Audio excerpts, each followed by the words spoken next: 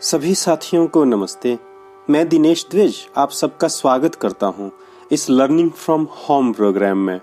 स्वागत है आप सबका हमारे इस शिक्षा जगत में।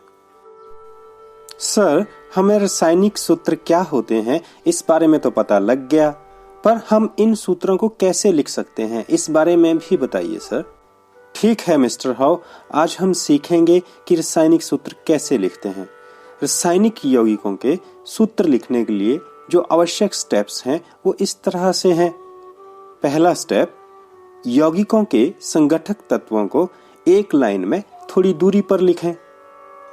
स्टेप 2, दोनों तत्वों की संयोजकता को तत्वों के नीचे लिखें। स्टेप 3, संयोजित परमाणुओं की संयोजकता को क्रॉस करके अणु का सूत्र लिखें। चलो इन सारे स्टेप को उदाहरणों से समझते हैं। आइए हाइड्रोजन क्लोराइड का सूत्र समझें। सबसे पहले हम तत्वों के प्रतीक को लिखेंगे।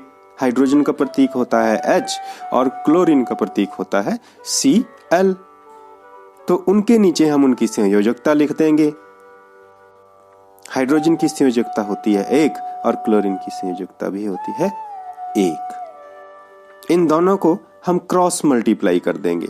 क्रॉस मल्टीप्लाई तो तुम समझते ही हो, ये तीर देख के आप समझ रहे हो।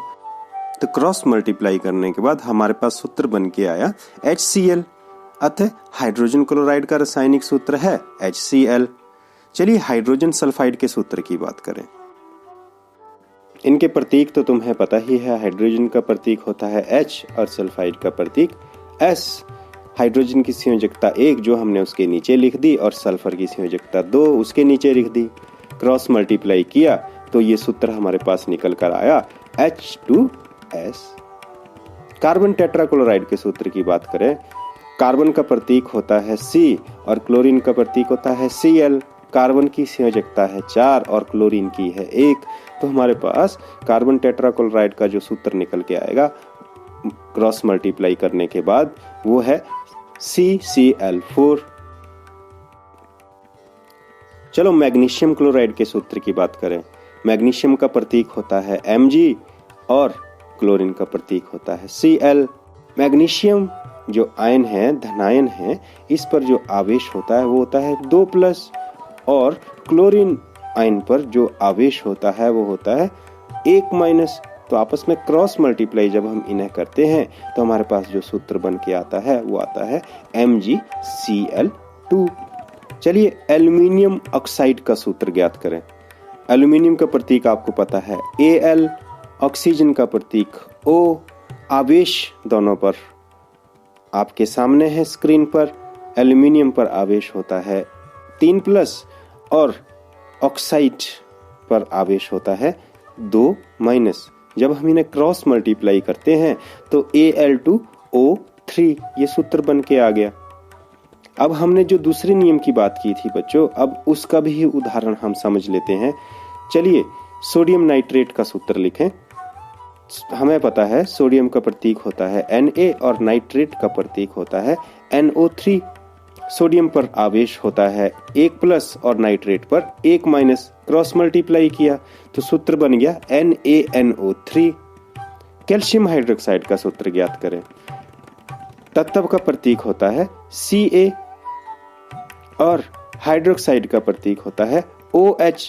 बहुपरमाणुक आयन है तो कैल्शियम के नीचे उसका आवेश लिख दिया 2+ और हाइड्रोक्साइड के नीचे उसका आवेश लिख दिया 1-। तो अतः सूत्र बन के आ जाएगा CaOH2।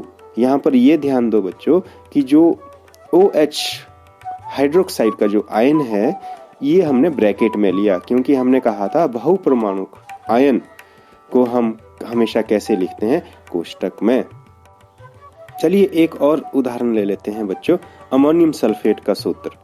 अमोनियम का सूत्र होता है NH4 और सल्फेट का SO4।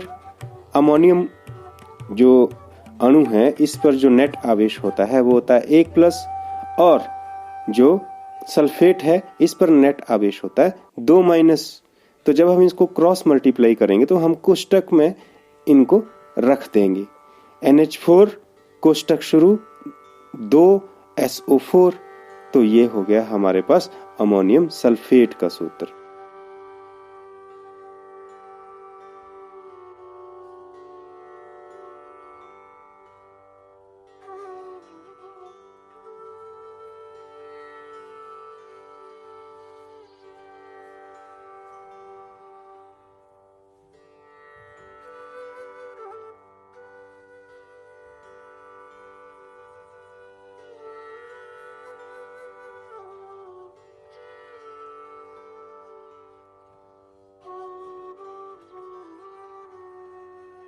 चलो दोस्तों, अब इस बारे में भी बात कर लें कि हम लोगों ने अब तक सीखा क्या।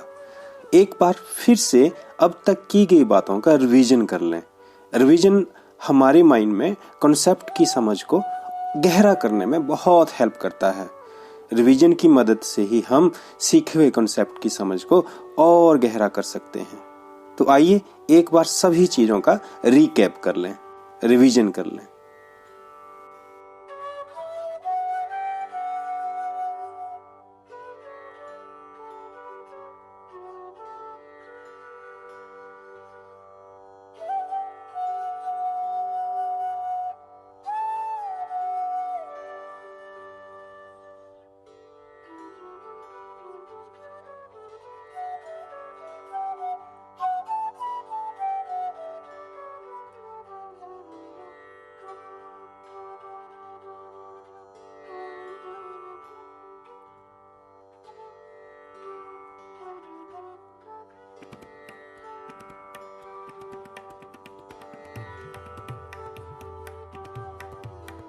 चलो मेरे प्यारे साथियों, अब हम बात करते हैं होमवर्क की।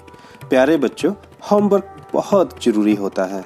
होमवर्क से ही तो हमें पता लगता है कि हम कितना सीख पाए। ये होमवर्क ही तो है जो हमारी समय प्रबंधन की स्किल को भी बढ़ाता है। होमवर्क करने से हमारी प्रॉब्लम सॉल्विंग स्किल भी बढ़ती है और तुम्हें पता है ये प्रॉब्लम सॉल्विंग स्किल हमें जिंदगी की मुश्किलों को हल करने में मदद करती है। तो आप सब होमवर्क जरूर करें, जरूर करें। तो ये रहा आप लोगों का आज का होमवर्क आप लोगों की स्क्रीन पर।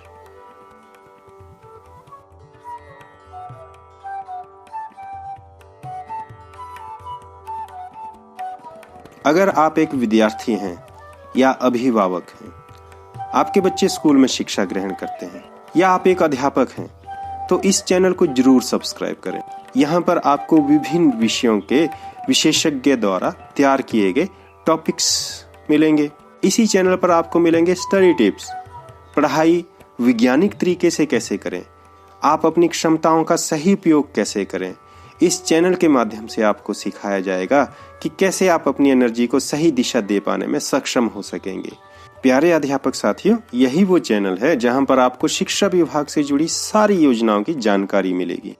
शिक्षा के क्षेत्र में होने वाली नवीनतम गतिविधियों की जानकारी से आपको अप टू डेट रखा जाएगा। तो जरूर सब्सक्राइब करें हमारे इस चैनल को, जिसका की नाम है शिक्षा जगत।